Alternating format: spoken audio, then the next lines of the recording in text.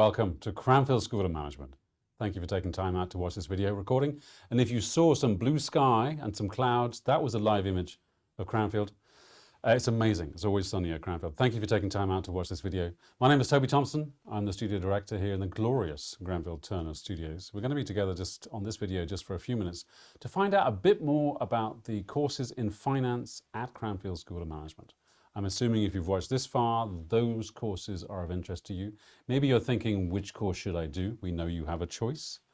So we're very keen to convince you to carry on the conversation with Cranfield University. More on that story later on.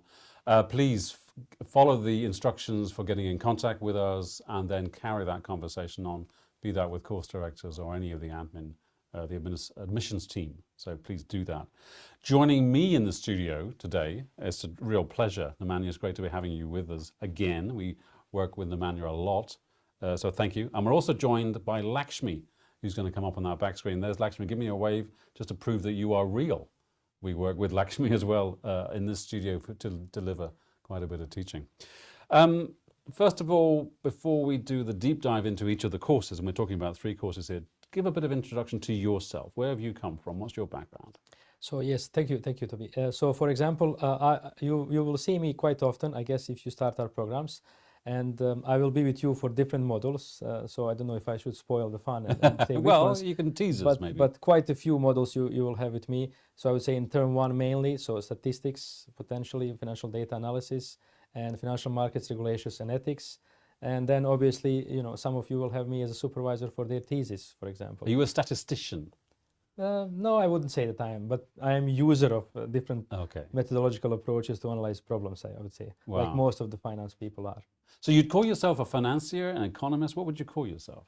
Yes, that would be a good description, I would say, yes. Okay. Financial analyst, economic analyst, and then researcher in general terms, research analyst. And I saw somewhere modeling is something of interest to you, markets, risk, monetary policy. Yes, all of these things, shareholder value creation. Yes. I would say in recent times, technology and ICOs, and even corporate governance. Wow. Yes. If those things are of interest to you, then you're going to find out more from Nemanja later on. Let's move to our next speaker here. And we've got Lakshmi. Lakshmi, it's fantastic to have you with us. Likewise, can you tell us a little bit about your background, how you've ended up at Cranfield School of Management? Hi, Toby. Thank you. Good morning, good afternoon, good evening to everyone, wherever you're joining us from. So I'm Lakshmi Subramanian. I'm basically a lecturer in financial economics. So my background is economics and a bit of banking management. So as Nemanja says, you will see me through a bit of your modules. In term 1, I basically do the introduction to banking, which is responsible banking. And in term 2, I sort of delve into other areas of banking, like say fintech, digital banking, etc. My area of research will be more around financial inclusion, growth and development, emerging markets, and anything to do with access to finance and how technology plays a role in it. So that's a brief synopsis of what I do. You have a really interesting background there because you mentioned household economics, decision-making, trends in consumption, poverty, inequality, public health. Those are interesting areas. And you've worked with Nigerian government, Kenyan government, Indian government. So I would say, as Nemanja says, all of us who teach you on the program have very strong roots in research. So all of us will teach you from what our research experience is. And I think I've been fortunate enough to travel to some of the markets in Africa, especially say Nigeria and Kenya for my research. And also, since I come from India, my research has been primarily along Indian markets, and also I've delved into a bit of Bangladesh and Sri Lankan markets. So I would say I sort of am interested more in an emerging market concept to see how research can sort of make a difference there. So that's brilliant. Stick around because you're going to find out more about the deep dive into some of the courses that we run here in finance. Nemanja, I'm going to come back to you. Can you say a little bit more about Cranfield School of Management's take on things? What's special about Cranfield School of Management? Because we know people watching the video have a choice to go to a whole range of places. What's unique about us? That's true. And I think that's one of the first things we try to explain to our students always, what is really Cranfield. And I think that's the one thing that they need to understand before they even commit themselves to anything else. I would say that you have your traditional universities, which are mainly undergraduate universities, and then they have some postgraduate courses with some postgraduate students, but all their experience is based around undergraduate kind of setup. While Cranfield is one of the 2 institutions, I would say, specifically only oriented on postgraduate experience, which includes master courses, specialist courses, executive education, and also PhD programs. And I think that's the one big difference. And so the people that you're going to interact here, or students, are all professionals, and they are all senior people. So yes, some of them, they are going to be like you. They are going to be freshly after the bachelor degree, potentially, maybe with 1 year of experience or more. And then in many cases, you are going to have senior executives who are on MBA or other specialist programs and so on, that you can also interact and develop your network with. And I think this is that unique experience of Cranfield, where Cranfield is very different from your traditional universities. So most of our students, when they finish classes, would potentially stay and mingle with other students from other courses that are senior executives, not just to meet them, but also to learn about what is currently the trend and how they can develop their careers or specialist skills to be able to enter some fields of areas that they want to, basically, in the future. So it sounds like they're going to learn as much from you and from Lakshmi and the other academics here Yes, as they are from each other. Yes, precisely. And this is what we want to emphasize. We always say, yes, learn from your learning teams in your vicinity, which is your program, the other programs, but also learn from other students, where you go to alumni meetings and meet the other courses or other events that we organize and so on, where you can expand the network. This is where you socialize and expand the network, basically. I'm assuming you'd say that it's not intimidating for someone who hasn't got that work experience. If they're young and they haven't had years and years in the finance industry, you'd say, come on down, let's work with you. But that's what we precisely want. We want them out of their comfort zone. We want them to make the first step, to try to introduce themselves. This is what you usually have on your job interviews. How do you approach somebody? How do you present yourself? How do you then create something out of this experience? Not necessarily does it need to manifest in a job, but for example, yes, you get some information out of that. So for example, if you want to work in private equity, you have to understand, can you enter private equity right away, or you need to take a detour to be able to arrive there. Then you have to understand the role of recommendations in finance and other things as well. So, and this is what you can learn if you actually mingle with these different, basically, agents or stakeholders or groups of students, as I mentioned before. You will be able to get the information and you will be able to understand. They will, in many cases, tell you, this is what we are looking for in this particular area, where we maybe have a position, or maybe we know somebody who has a position, so then you can see how to go about these strategies, basically. Lakshmi, what take have you got on Cranfield's take on finance? Tell us more about from your experience.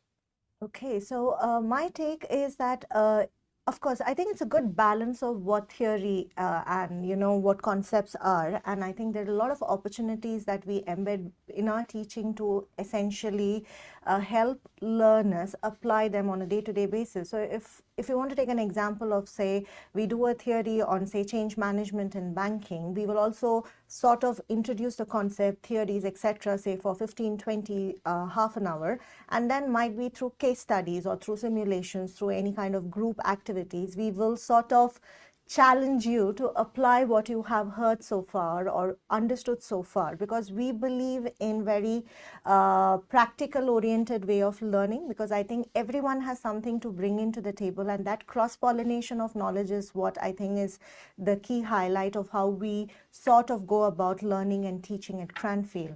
So as Nemanja says, if you are looking at our programs within the finance options, don't be perturbed if you don't come from a finance background or an accounting background. You might be an engineer who wants to sort of now delve into a broader financial banking service. You could be someone, we have students who come from different backgrounds. So it should not be a reason to not apply, but it's just that cross-pollination and that exchange of knowledge that happens through our teaching, I think, which is a strong highlight of what we sort of offer at Cranfield. And sticking to that point, Lakshmi, what does a good student look like to you? Is it even possible to say that? Good student. Toby, I'm not a huge fan of compartmentalizing students into good and bad. I think every student, and we even call them learners, because it's a lifelong journey of learning, isn't it? So every learner's journey is very, very different. It's very unique. But I would say what is very important for me is the appetite to keep learning, come out of your comfort zone. So please be prepared to be challenged. As Nemanja is saying, as I would reiterate, and if you meet any of the other faculty here, please be prepared to get challenged, move out of your comfort zone, and be prepared to put in that extra hard work, because you are at a level 7 master's program here, and the kind of teaching here is very interactive. It is it's an open space for brainstorming. So you will have to put in that amount of hard work before and after the lectures and ensure that you're following up with questions, etc. So for me, the so-called good student will be someone who's willing to put in that hard work, who's willing to get challenged. You will falter. Of course, we are all humans. We will falter, but not get too perturbed by that failure, but learn from it and then move on, so that that learning journey is unique for you. So I would say that would be how I wish to see my learners at Cranfield here for, say, an MSc Finance or banking. Brilliant. And we know that applies to you. So we are very keen to carry on the conversation with you. Please get in touch with Cranfield in the ways that you find out that you're coming up on the screen. Can you explain? Oh, go on. You wanted to add to that? I just want to add, but not precisely to what Lakshmi just was mentioning, but to our conversation about the students in Cranfield. So we don't want you to think that we're trying to scare you. Everybody in finance, everybody is very specialized. Everybody is working on AI in finance, or everybody is working in mergers and acquisitions or something like that. No, you will have the diverse range of students, as I said. So if you even go outside of School of Management, so you'll find all kinds of other areas of expertise. So you have entrepreneurs, so you can mingle with them. We also have great entrepreneurship center where you can, if you have a business idea and you want to develop it, you can go ahead and you can use the services of from pitching the project to potential investors to even maybe funding if everything goes well. And then outside of that, you have water sciences, you have engineering school.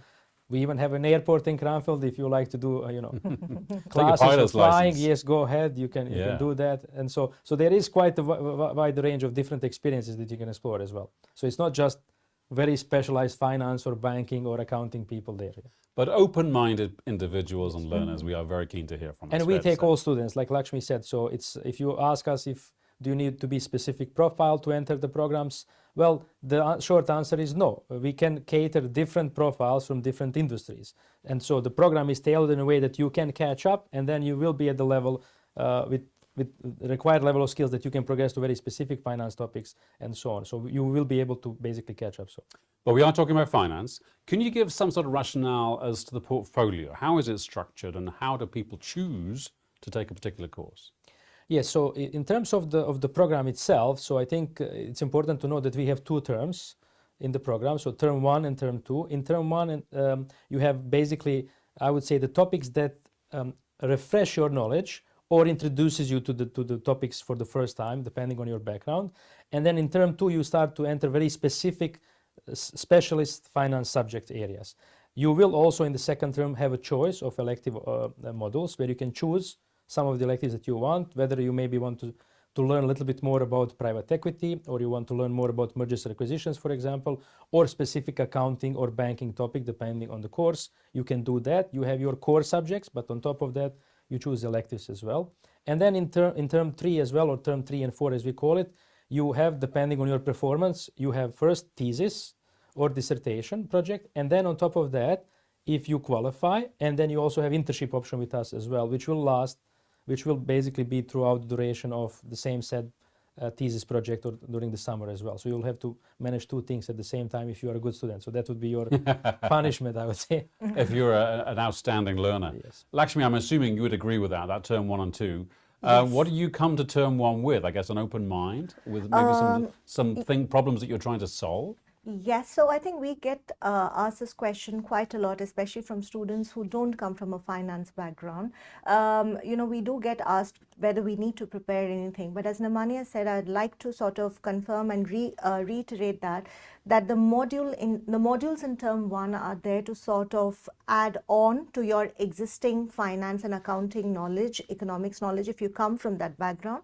But if you don't come from that background, it is also a very good introduction to these subjects. So irrespective of the pathway you choose, whether you want to become an accountant, whether you become a banker or a financial analyst, you need some basic concepts in, say, corporate finance, economics and accounting that all of you will need to know. So term 1 is basically helping you build that foundational knowledge and then scale up to what your career trajectory looks like. So term 1 is all about about being open to learning, getting out of your comfort zone. If you are comfortable, you are not learning. So you will have to get out of your comfort zone. And also for people who come from finance, I think we've seen this, and Nemanja will sort of agree. We've seen students who don't come from finance and accounting background take term one more seriously because it's something new, whereas students who already know a bit of finance take it a bit lightly, and they're like, this is something we've already learned. No, it's going to challenge everyone in a different way. Everyone's expertise is going to improve depending on where you are starting, and it is surely going to add on to your learning journey ahead. So term one is all about learning, being open to learning, and term two is where you start specializing and understanding what specialized knowledge you need. And then term 3 and 4 is all about application in, say, thesis, depending on your performance, if you pick up an internship, how well you're applying in a real life scenario, etc. So that's going to be the journey. We've heard a lot from Lakshmi there and Nemanja about challenge. What sort of support are we looking at giving students through Yes, that so I'll come to support just to give them a little bit more context about learning and you know how this happens. So just to give you one breakdown of one model, how would this happen in one setup. So let's take, for example, the model that I'm going to be teaching them, if hopefully when they come with us, to us. So financial markets regulation and ethics. So for example, what we allocate to students, basically we say to students, you have to spend around 100 hours, notional hours, on preparing for a particular model. So out of these 100 hours, 20 hours is what they spend face-to-face with us, with me, in the lecture theater, and basically where we go through different topics that we need to cover for this particular And that could be model. brand new to them. I've never heard of it before. Yes, but I mean, in this case, yes, it will be. And so in this case, for example, I will cover different areas of the markets and potentially governance issues, regulatory issues, and so on. So I will potentially present different cases to them. I might discuss a recent 2008 financial crisis, introduce credit default swaps problems and so on, or subprime mortgages. I might discuss Enron accounting scandal case, or I might discuss intrabank London scandal that happened some years back as well, depending on their profile and so on. And so they will then go back home, learn in the learning teams, apply these different case studies and so on. So they would have to spend on their own up to 80 hours on basically practicing and you know, learning all of these things that we've done in class to expand their knowledge and understanding of all of these topics. Now that is our recommendation. So if you're an average student, we would expect you to spend 100 hours in total. If you are, for example, a little bit below the average, then you will have to add some more extra hours. If some students, and this is an interesting point that I can make, from my experience, I'm more worried about the students who think they are very good at a particular topic. Because the students who are average, they will spend usually required hours or even more time, and they will usually do well, reasonably well, maybe even better than their expectation during the assessment. But students who think they are experts in let's say, financial modeling or some other subjects, they will underestimate the subject, and then they will not spend required hours, and that can reflect eventually after the assessment. So we always advise them, so this is what you must, you know, prepare yourself and allocate time and do it. So that's how it goes in that. And going back to what was the question? Support. What's the support through that whole process? Yeah, so the support is basically they have access to us. So obviously we cover the topics. They can always come meet us, you know, during the lectures, after the lectures. They can approach us outside of that, meet us in our office hours and so on. We also organize them in learning teams. So what that means is that we organize up to 5 students in a learning team, depending on the year, with different profiles, backgrounds, and so on, and where they can basically practice some of these subject areas or that are part of the syllabus of different models and improve, because there will be different students there with different set of skills. So for example, I might struggle in accounting, but if I sit in a learning team with somebody who is very good at accounting, I will pick up the subject faster, because I will not only learn from my experience, but I will also learn from the experience from that particular student and so on. And then the group will help them. Then of course, they can go outside of the group as well to the class and then expand their knowledge. Yeah. So that's in terms of the learning, I would say, support. Of course, we do different simulation workshops, we organize seminars for the students and so on, even sometimes alumni visits and so on, so they can, outside of the learning process, also expand their abilities and skills in that setup. I'm assuming, Lakshmi, your lectures, which I'm sure are fascinating, they're interactive. Are they starting at 8 in the morning and finishing at 8 at night? What's an average day like? So we usually have 4 hours lectures, Toby. 4 So hours. if it starts in the morning, it would be say from 8:30 to 12:45. Of course, not to scare off people, we do have a 15 minutes break in between. And of course, all lecturers tend to pitch in say 10 or 15 minutes breaks in between, and it's completely driven by the student interaction, their energy. At times we also stay away from 15 minutes because we are doing very exciting activities in the class. So usually all your lectures would be say 4 hours. So it could be something like, say, you start in the morning from 8:30 to 12:45, or on other days it could be starting from say 1:30 in the afternoon to 5:45 in the evening. Again, the modules are spaced out in a manner that you might have classes thrice or say twice in a week, and we ensure that you are just not inside the class. They also give you enough time to work around whatever is your interest. So as Nemanja said, there are a lot of other events that are happening outside of class hours. So there are speaker series, there are networking events, there are a lot of activities that are happening in the other schools to save, like you might get to take a tour of our airport, you might take a tour of other wonderful facilities we have. So yes, lectures again are not just one-way delivery where the academic is speaking. We will nudge you to participate and interact because we want everyone to ask questions, and the more questions learners ask, that's where I think there's more diversity in learning, diversity in perceptions. So yes, lectures are interesting at Cranfield. It's not the traditional 4-hour one-way communication. It's very interactive. It's highly interactive. We'll come on to how it's not just lectures here. There's another life that you have. And just to add now, because you made a good point, it's not just that you have to study, you have to spend 8 hours. No, I mean, I just want to put in the context. So I did give you the total amount of hours that you need to spend per module, but the week is quite a long time frame. So you have 24 hours in a day. Apart from sleeping, you can allocate your time effectively. And if you work regularly, you have more than plenty of time to do other activities. So for example, what we do when I say other activities, from the program's point of view, we tend to organize certain things for students to relax them during the term. What are we talking about? So let's say social events, different social events. So for example, we might organize a barbecue or social dinner, or we might go for bowling, or we might just book our beautiful facility in the gym, and then we just have like a sports day where we go all crazy one day just to relax. So different, sport, whatever sport they want, basically they can basically do there. So we try to do, the exercise, not just the mind, but also the body as well, to relax the students, because this is important to have good balance. The whole learner. You think you got that point there. Just going back to that term too, you split into 1 and 2. Second term, they've got, is it group projects? They've certainly got the thesis to do. Are they left on their own at that point, the learners? No, I mean, in terms of the assessments, there is a variety of assessments. So it's not just going to be one assessment throughout the program, and then if you are not very good in that particular assessment, you struggle. No, so there'll be exams, there'll be different types of the courseworks, from the individual courseworks to the group courseworks, and even some cases presentations.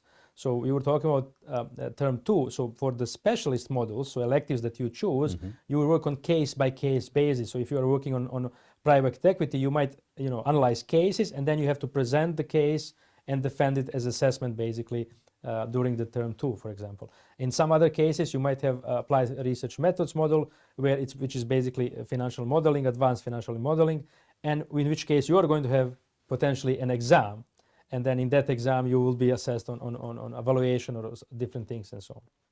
Yeah. Are we talking an opportunity for internships? Yes. And applying some of this stuff during the study period?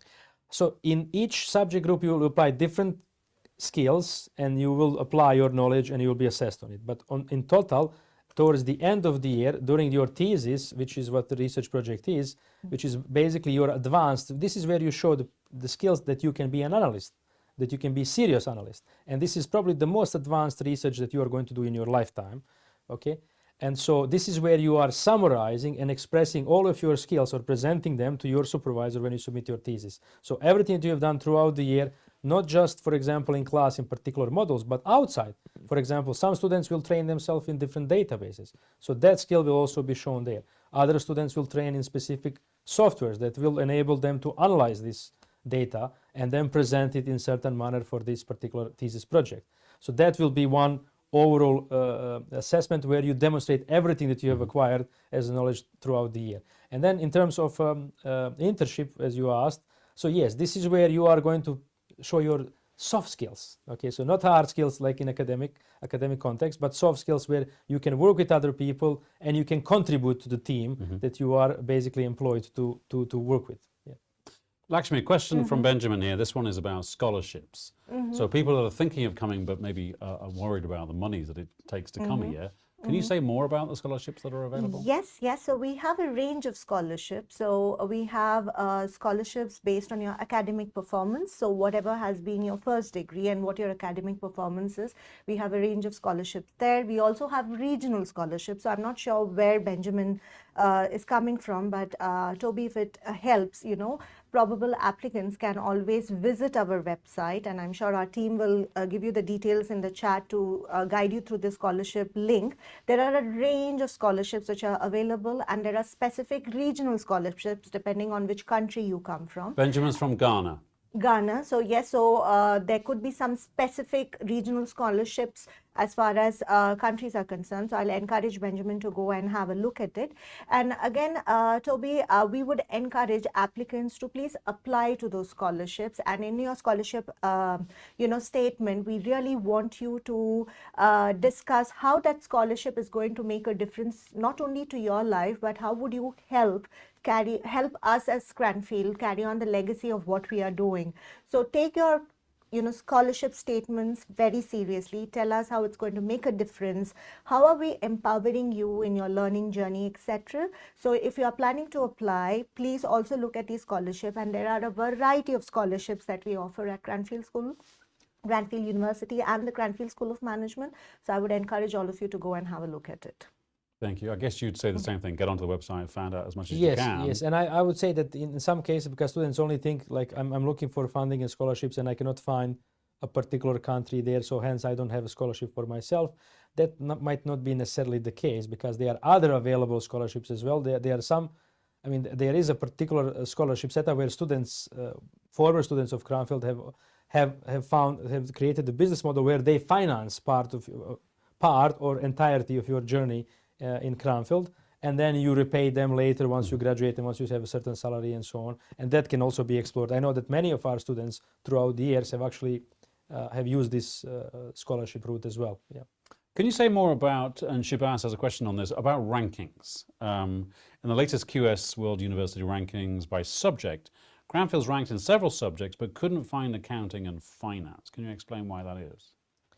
You for accounting finance? Yes, it depends on the subject range. So the universities don't need to rank in every subject area. So for example, we rank in the one that we think we are the most specialized in, and so on. So for example, I think the ranking only applies for now for finance, but I think it's underway in this current year for accounting and finance, at least when we are talking about QS. So this will probably be the first time that we will be ranked from the 2026 onwards for accounting and finance, as far as I understand. QS, and I was there when the QS first ranked us as well in the finance terms, not just finance but some other programs in the school as well. So yes, so that's how it goes for the QS. But there are also other ranking bodies which we rank, but then we choose particular bodies that we want to rank in, because we don't necessarily want to rank in everything for different kinds of reasons. Yeah. And Lakshmi, if someone's got problems with the application, and Hyacinth, I'm sorry to hear that you've got that. We'll hopefully get in touch with you, but please carry on that conversation. Hyacinth has a BSc in Banking and Finance from the University of Abuja and a Master's in International Management, and is trying to apply but has technical issues on the application. Who does Hyacinth talk to? Okay, so we're sorry that you're having technical issues, but if there is a technical glitch, if you go to the course webpage, you have the program director's details. And if you're specifically applying to a program, in this case, if it's banking, then you have my email ID. Now you have seen us, so you will meet Nemanja, myself on the program. And if there's any technical issue, I would encourage you to please write to us directly so that we can see how we can help you, because everyone's challenge will be different. So might be after the webinar, if it is something that's really worrying you, reach out to us directly on our email ID, and we are happy to help you and support you in your application. Brilliant. And Hyacinth is looking at MSc in finance, just so you know. Okay. Sorry. Okay. And you can also book if you want, I mean, not just for that purpose that you're having technical issues, but you can also book an appointment with the course director, and then you can present these technical issues there, right? Brilliant. Because I know sometimes it might take a day or two before the admission team gets back to you, and if you wanted to resolve it quicker, maybe the alternative route would be, like Lakshmi suggested, contact the director of program and see if they can help resolve or speed up this problem or somehow. So Hyacinth, I think the obvious answer there is book a 30-minute consultation free of charge via the website. The information should be on the website as to how to do that. We can't wait to talk to you, so please carry on that conversation. Can you say a little bit more, first of all, I'll come to you, Nemanja, about living on campus? It could be new for some people. What's accommodation like, and how do you go about getting it? Yes, well, I think that's very important. I think that probably apart from choosing the university, probably that becomes the second most important thing that any student has to decide. Not just the student, but the family, obviously, as well. And so you will have to make a decision whether you want to live on campus or whether you want to live outside of the campus. Okay. So I'm just going to quickly to say, outside of campus, you have two options. You can go to Cranfield Village, where we have affiliated partners, at least those individuals that we suggest that you can rent, room or a flat or part of the house from during your studies at Cranfield, which is very near university. So 30-minute walk? I would say, I mean, depending where you are, but probably even less, and depending how fast you can walk. So yes, but that would be the worst case scenario. And so that's one option. Or you can go even further away from Cranfield, and then you can live Milton Keynes or Bedford, which are the two nearest towns to Cranfield. There is a bus that drives there from here to there, again around half an hour probably, depending where you live in these two places. Or some students even lived in London and then they commuted basically as well. So it really depends on your personal circumstance and desires. If you decide to live on Cranfield, then you have quite a few options. Okay, so there is student-led accommodation basically. There are different types of the facilities. You'll have to make a decision whether you want to live in shared accommodation, single accommodation, whether you want to have your own kitchen, whether you want to have a shared kitchen, whether you want to, for example, use our meals that we have in or whether you want to cook. Hall. Yes, or you want to cook. So all of these things you'll take into consideration and make your decision basically. I think advantage of being at Cranfield is that not only that you are going to be near the university, so it's just few minutes walk depending where you are, but also you are going to meet your fellow students, and not necessarily your fellow students from the program, but as we suggested, wider. other potentially students that you want to meet as well, and then you're going to build friendship and that will last you as well a lifetime. And Lakshmi, I guess you'd recommend campus, or how do you begin to decide? I think I would recommend campus, and I think the only thing is the places on campus accommodation get filled very fast. So if you're planning to apply and stay on campus, I would nudge you and encourage you to apply very soon, because it's very high in demand. There are advantages of being on campus. As Nemanja says, you get a feel of the campus. The life on campus is very different. If you come to Cranfield, you will see that the campus is like a mini town. There are different buildings. Walking from one part to the other part is interesting. There are walking trails, there are woodlands, etc. But again, everyone's choice is very different. Some people like to also experience the UK life and culture outside campus. So we do have students who also opt to stay a bit away from campus, say in Cranfield Village. Others like a bit of boisterous lifestyle in Milton Keynes. Someone likes more of a quietness in Bedford. But if it is campus accommodation that you are looking for, I think all of us who've had a bit of an experience with this would encourage you to apply for it early on, because that's open to all students from other courses, just not for MSc Finance, Banking or Accounting. So the demand, it is very high on demand. So the seats get filled up very quickly. So make a good choice there. Brilliant. And I'm assuming, I'm going to come to you, because you look like a cricket fan. I just put that into your head at least. You can, obviously, when you're not studying, play cricket, you go to the gym, those sorts of clubs. Say more about social. Yes. This is what I've noticed, that the students who stay on campus, not only that they mingle with other students on near their facilities or on a part of the shared accommodation, but also they become members of the gym, local gym. We have quite a big gym. Then we have other facilities, as you suggested. They can play cricket, but you have tennis, you have football, outdoors, indoors, basketball, all kinds of different sports. They are different clubs, student-led clubs, where they even have like, I mean, training, I would say training, but it's not the professional training, but it's amateur training, but they train each other. They are student sports teams where they compete with other sports. In I think in badminton we were quite successful in 1 year. When I talk about university kind of competitions, obviously we're not talking about Olympic Games. There's a question here. This is from Hyacinth, and Hyacinth, we're very keen to carry on that conversation. We mentioned internships earlier on. Could you talk about the internship placement? Do we have to partner with an organization, or is the university placing students in an internship? Yes, it's a partnership that we have, and so basically what we want from students first is to do well in the program. So we always say this to students: the priority number one, after all, you have allocated your time and your funds to come join us and learn with us. So that's what we expect. So we expect that you come, learn, and do well, and we support you in that process. So that's the priority one.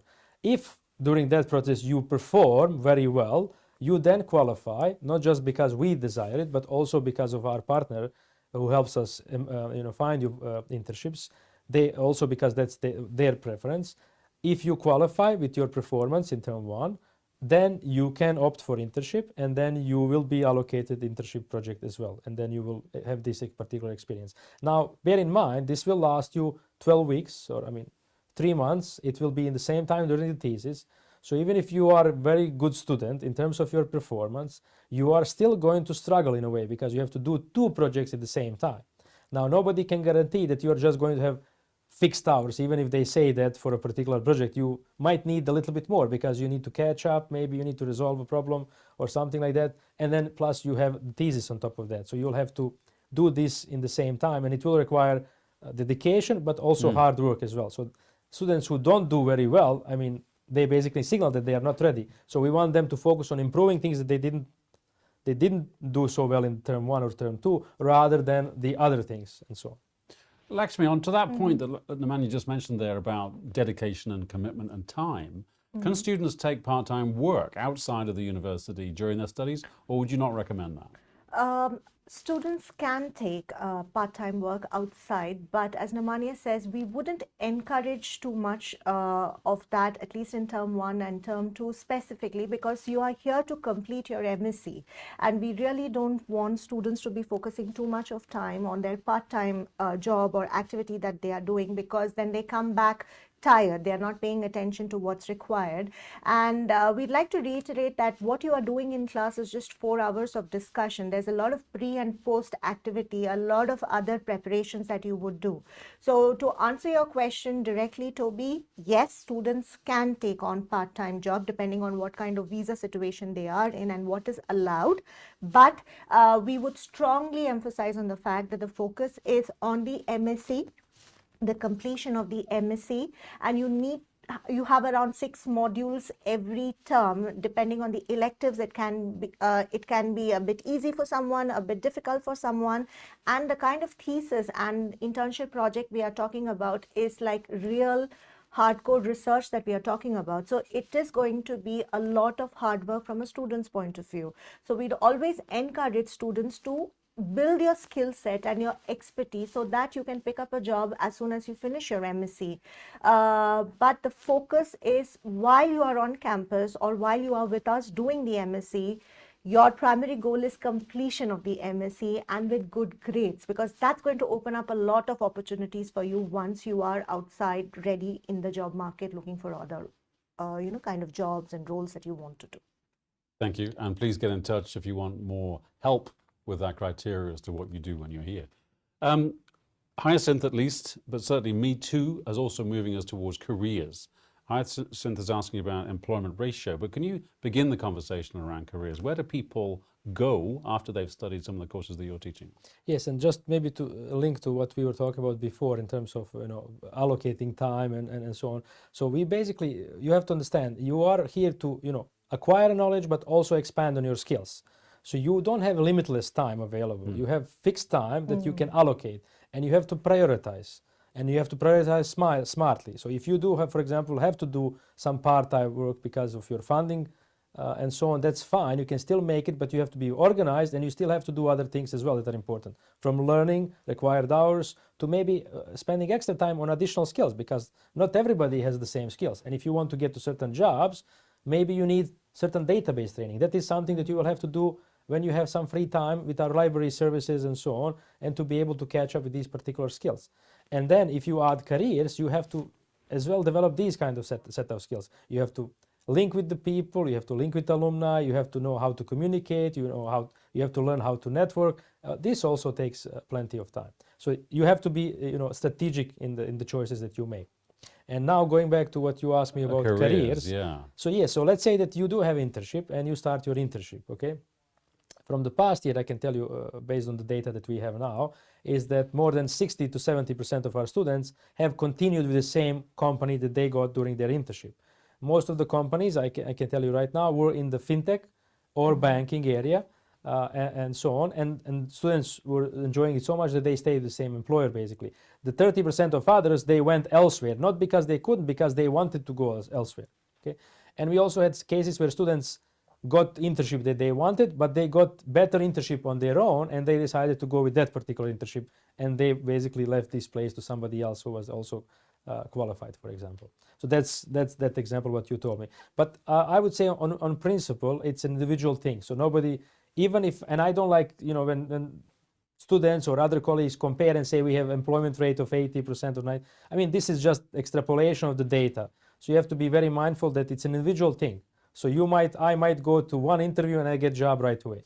And you might go to 200 interviews and you will not get a job. What do you say? So it really depends that, individually. I'm not saying I'm better than you, just as an example, yeah. So in this case, it really depends. And then you might start the job and, it might not, you might realize it's not what I really want. Yeah. It's not what I see myself doing. And then you might decide, maybe I call it quits and so on, and I look for something else. So all kinds of things can happen. And this is where you learn by experience. Many students come to us and say, well, I want to work in mergers and acquisitions, or I want to work in private equity, or I want to be in an investment bank and so on. Okay, what do you know about this? What do you really know about this? You have watched too many movies and so on, maybe, but have you talked to somebody who works there? Do you know how the usual day goes there? Do you know how you get into this particular job? Do you know what it takes to stay in this job? Do you know what kind of skills you have to acquire before, what kind of skills during the work and so on? What kind of pressures you have. So all of these things you can learn by actually networking and spending time with the alumni that we have here as well. Wow, you heard that here, networking, learn from each other. Lakshmi, do students wait for the careers advice at the very end, or do we start engaging with the careers team right from the start? Yes, that's a good one, Toby. So I think we have a very strong and active careers team at Cranfield. So right from when you are with us, you start your, academic learning. There are also different touch points that is embedded into your journey. So you will have different sessions with the careers team, like how do you improve your CV, how do you customize your CV, how do you sort of brush up on your interview skills. And they also offer a lot of opportunities for people from banks, from financial institutions to come and speak to you. So as Nemanja said, how do you know how is it to work in, say, private equity? Is it as jazzy as what it looks in movies? So you get opportunities where the career teams will bring in people to sort of speak to you about what their career trajectory, etc. is. And another thing that we do as academics is also like we sit within the economics and finance center. So all of us as academics have very strong connections within the industry, and we organize speaker series where we bring speakers into the classroom. So it is a timetabled event. So every month, thrice or say 4 times, depending on the availability and class schedules, we have people come from, say, different banks, different fintechs, different investment organizations, and they share their views on one specific topic. And again, it's very interactive, where someone who might look into a career in investment banking can ask some questions. It opens more opportunities for networking, get to know them, what kind of activities they do, etc.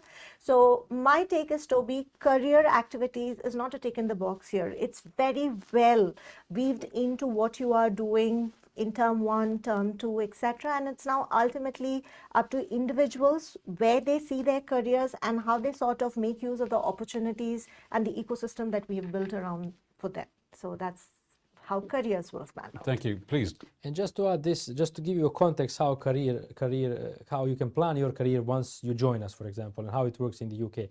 So for example, the job market is pretty strict or fixed, I would say. So for example, you start in September and then the course starts from October. So basically right away from the get-go, you start to interact with careers, you start to look for internship because the internship are publicized then. September, October, November, and then interviews start to happen shortly after the new year, depending on the jobs and so on. And then if you do it via this route, you'll start internship probably late spring, early summer, and then you basically have your internship then in that period. That is a traditional route that every student who wants to do internship or who wants to even have a job, maybe it depends on your profile. Maybe you don't enter internship because you have had the job before, so you can go for a job right away, but still it will be the same process. Outside of that, we have our support, as we said, where you can wait. I'm not suggesting to wait, I'm just saying you have this option. If you do well, then you will qualify for internship project, and then you will have internship again. You'll be allocated a company late spring, and then in the summer you start that as well process. But you cannot do 2 internship at the same time. We would probably, we are not condoning that, so that's physically impossible. And we have to make sure that you can cope as well with that, because we have had experience where we had extremely good students who did excellent in the program during the third part of the program, but then once they start internship in the summer, the thesis suffers and all kinds of problems can arise. So that's why we keep saying to students the priority number 1 is your MSc, and then the priority 2 is other things. But so you have to prioritize in that sense, and you have to judge your skills and your capability well. Lakshmi, Nemanja mentioned the September intake. Based on what we've just heard there, what should people be preparing themselves to do to know which industry to go into, which portions of the finance industry? What should they be doing right now? I think there are 2 things that you need to know. First, look internally as to what your appetite and what your interest lies. At this stage, it's good to know what you really want to do in your career, but that should just not be your deciding factor. My take is, don't say no to any opportunity that might come by when you start in September. You're getting to know what finance and banking is looking like. If you are able to grab an internship, as Nemanja says, any of the pathways that we have discussed, great, try it. And then might be you realize that this is not something that I sort of enjoy. So might be when you're starting to look for a permanent job, then you can see what you want to eliminate. So at this time, Toby, if people are starting in September, I think it's good to get used to knowing what is happening in the financial landscape, be it accounting, be it banking, be it finance, etc. And another thing that we also sort of build in is, irrespective of the MSc that you choose to, everything also has a professional accreditation that is attached to it. So the MSc Finance will support you if you want to go the CFA pathway.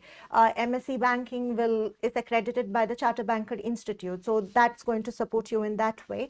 And MSc Accounting will help you with CIMA. But the focus is always on completing the MSc, but then there are other enablers which will strengthen your career trajectory, and you just have to sort of see what really works for your skill set and what you are interested in doing. So I would say, just say no, don't say no to any opportunity. You never know what windows or doors might open up for you, and you might be interested in something. I guess you'd say the same thing. Don't narrow your opportunities. Yes, I mean, that's why students always say, but I'm looking to do accounting. Do I need CIMA or ACC accreditation and so on? Very likely yes, but it's not guaranteed. Depending what kind of job you do, it might not be needed. The same is in finance. So if you do CFA, it will be brilliant, but then you have to work in investment management, and then in that case, very likely you will need your charter holder CFA degree. Outside of that, probably you will not need it. You might need financial risk management or some quantitative certification and so on. And the same goes for Chartered Banker Institute. So this is something that you will have to judge, and this is not something that is in many cases easy to obtain. It takes time, and that is why sometimes employers would tell you, basically, within the first 3 years of your job, we would like you to complete the full chartered accreditation. if that is the something that is required for a particular role. Otherwise, they would not even mention it. And so in this case, you will have to judge it and see what is the best skill that you want to add to your overall set of skills. And that's why I said you don't have infinite resources and time, so you have to build yourself smartly and carefully in a way. Susanna's got a question on scholarships, and I'm not sure which to put this to, but it's unfortunately I was not awarded the scholarship, applied for a regional scholarship in India. What's the criteria for awarding scholarships? Is it solely based on bachelor's marks? Maybe kick us off at least. It's on merit. I think the straightforward there is the judgment on the merit, but I mean I would have to see a particular applicant. I don't think we get involved into this, unfortunately. Okay. But in a way, I would have to see that there are two options: either the merit was not there, or there were more people with more merit than what a particular candidate had applied for. Right. So Susanna, get in touch. I think it's obvious from this conversation. Get in touch, and we'll find out more. And just to say, because she did not get that particular scholarship, I said there are other available scholarships. Exactly. And I said there are those that cover part-time or full-time, but they ask you to repay them later. So you can explore different kinds of options as well. So just because one doesn't work doesn't mean that something else will not be a possibility. So you'd say the same thing, Lakshmi, as merit-based? Yes. So I don't know, as Nemanja says, it's very case-by-case basis. But if you are exploring scholarships, please go to that required website page, and you should have access to it in the team chat, and our team will help you with it. Every scholarship has different criteria. So if it is merit-based, as Nemanja says, there might be stronger cases, but there could be other areas that you can explore. And at this point, I would also encourage all of you to sort of reach out to the course director and sort of put your case forward to them. You never know, we might be in a position to help you or try to explore options for you. So if it is something that you would really need support with, please reach out to us and we can explore options to see how we can support you. Wonderful. There's a particular question here again from Hyacinth. You're on fire today. Thank you. I'd like to use Prodigy Finance to cover my living expenses so I can concentrate. Does the university still have a partnership with Prodigy Finance that you're aware of? I mean, that's the particular company I was referring to for the financing option and so on. I'm not sure what you mean by partnership, because when you say partnership, that has to be a legal contract signed. Yeah. But since this is publicized on university webpage, there is some kind of relationship. So I cannot now divulge into the level of the relationship that we have, but I think the Prodigy Finance is our former students, just to give you a context of that. So who created this company, set up opportunity for other students because they saw opportunity to develop business there as well.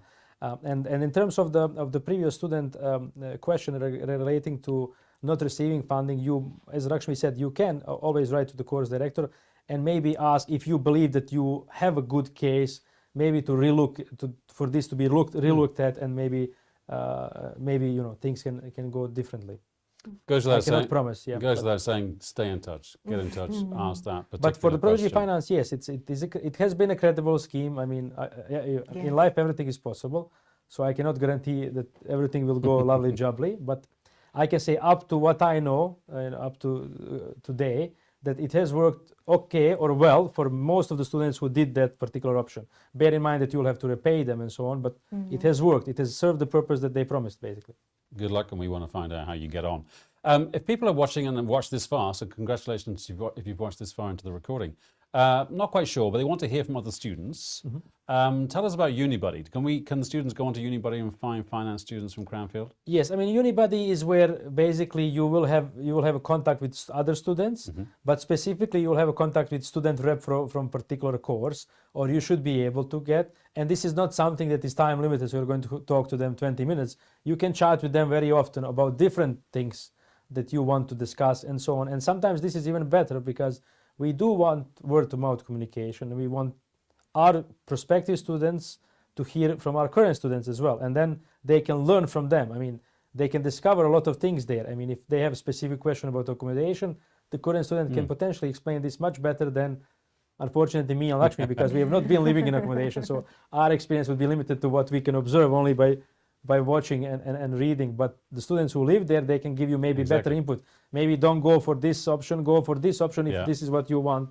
and so on. So this is basically what you would use Unibuddy for. I guess, Lakshmi, like deadlines for application for accommodation, Unibuddy is a good place to go to Yes, because they'll it's tell a you, good- you yes. must get it in by this time. Yes, yes. So as Nemanja says, I think we don't have experience of living on campus or outside campus, but it's always good to sort of speak to students who are already here or might be students who've passed out, connect with us on LinkedIn, connect with students on LinkedIn. And so I think you get a flair of how, say, accommodation looks like, how activities go by, etc. So if you would want to reach out to them as well, I think it's a great option to get to know how life is on campus. If you've not had a chance to ask a question, please, you've got a few more minutes left. And if you're watching the recording, please check the chat. Lots of useful information in the chat from my colleagues. One of which was about the CAS, CAS. Is that still £1,000? I'm not sure if one of the members of the team can answer that. I'm not sure if you know, Lakshmi or Nemanja, whether it's £1,000. Yeah, are you talking about the deposit or we're talking about something else? Let us know your query, and I think there's a text already in the text chat to find out phone numbers. CAS number is what you get allocated once you After, become, yes. once you receive an offer, and university can issue a CAS number so you can apply for a visa. Deposit is But deposit is something else. So I was not sure what the student was referring to. deposit. Because that's why we said, I mean, you have to understand, I mean, even if you don't come to Cranfield, it's important for you to make a decision in timely manner. So, and usually the sooner you do it, the better it is for you because you can focus on solving other things. It's not easy to find accommodation. I know students think usually, yeah, I mean, let me sort out the university and then I'll just do accommodation at the end. No, it's not how it really works because good accommodation gets filled in fast. And so usually what stays later, if you wait, is unfortunately not so good options. And I have to be honest about these things. So that's why we do insist, do it earlier. It's better for you. And this is very true for the private accommodation. For the local accommodation on campus, maybe you have more wiggle room, but as Lakshmi said, historically this also gets filled faster. So maybe best preference gets filled right away, and whatever stays is not your best potential choice as well. Yeah. So And this is a tuition deposit, so the student can apply for a visa, which is hugely important. Yeah, it is. And then also it takes time for a visa. Exactly. So in some countries up to 3 months, and then you need to book your flights and other things. If you need the language requirement, you also need time for that. So there is quite a lot of things to sort out in this process. So the more you wait, the more difficult it becomes. And you might not make the deadline, which is even the worst case scenario. Yeah. Check the chat. There's a whole bunch of links and information in there if you're not quite sure. I guess, Lakshmi, you're saying stay in touch, go over the website and talk to us. Yes, so stay in touch, go through the website. We have loads of information. Connect with current students, past students. But as Nemanja says, we are already in March, and so you should be making your decision up very fast. We would love for you to come and join us, but even if it is not Cranfield, any university in the UK, because what students don't sort of figure in and sort of understand is the time required to sort out your funding, your visa, accommodation, etc. And then it's really unfortunate if you miss deadlines because you were thinking a lot. So please do your research, due diligence, whatever is required to convince yourself. If you're not sure, get in touch with us. We are here to help you, happy to help you, and then get all the admin related stuff sorted because it does take time. So please. I've just seen Hyacinth. Finance is my life. Oh. It's our life as well. So we can't wait to see Hyacinth with us at Cranfield. Last comments. People are just on the fence. They're not quite sure. What advice would you give them? Well, they have to sit down and think about very hard what they want to do in their life. I think that's the first thing, this decision they have to make. Do they want postgraduate education or not? If they want, then they have to make a decision what postgraduate education is best for them. And then, as Lakshmi said, then the time is ticking, because if you think about it, for every decision, it takes a couple of weeks probably before everything is more formal, or before you have something written and as a proof and so on. And so think about it. Once you are in June, you are already tight with the deadlines, because if you start from June, you need 3 months to sort all the documents, which is just basically at the start of the program, which is then already starts to be very, very tight deadline. And then in June, already other things what we talked about are difficult to find, good things and so on, and you might need to pay more for the other things. Now, of course, you might need to think about your funding and so on, and this is something you can work out depending on your personal circumstances, what is the best for you. Some students, build up the funding construction and then they leave part that they have to do later, fill in. That's also a possibility. Like we said, you can work, depending on your visa, part-time, but you have to organize this wisely. You might get additional funding from Prodigy Finance, for example, for other parts of your life here as well that can mix up with the funding that you already have for the tuition fees and so on. So these are the things that you can do as a student. And this is what we suggest that you think about very carefully how to close the construction, the full financial construction of your journey with us basically here at Cranfield. It should be obvious they are very keen to see you here at Cranfield. So good luck with your applications. Get them in as soon as possible. Lakshmi, we've run out of time. We could carry on talking about this for a long time, but thank you so much for joining us. Nemanja, thank you for joining us. Just one last point to the Go students. on, you got 30 seconds. Make sure that once you make a decision, then you actually accept the offer and then you follow the process and pay deposit, because that's the only thing that secures your place at the course. There you go. Last piece of advice. Thank you so much for watching. It's been really good to have you with us. The producer today was Tammy Arjun Peters. The studio managers were Marco Gomez and Robin Hackett. My name is Toby Thompson. Thank you for watching.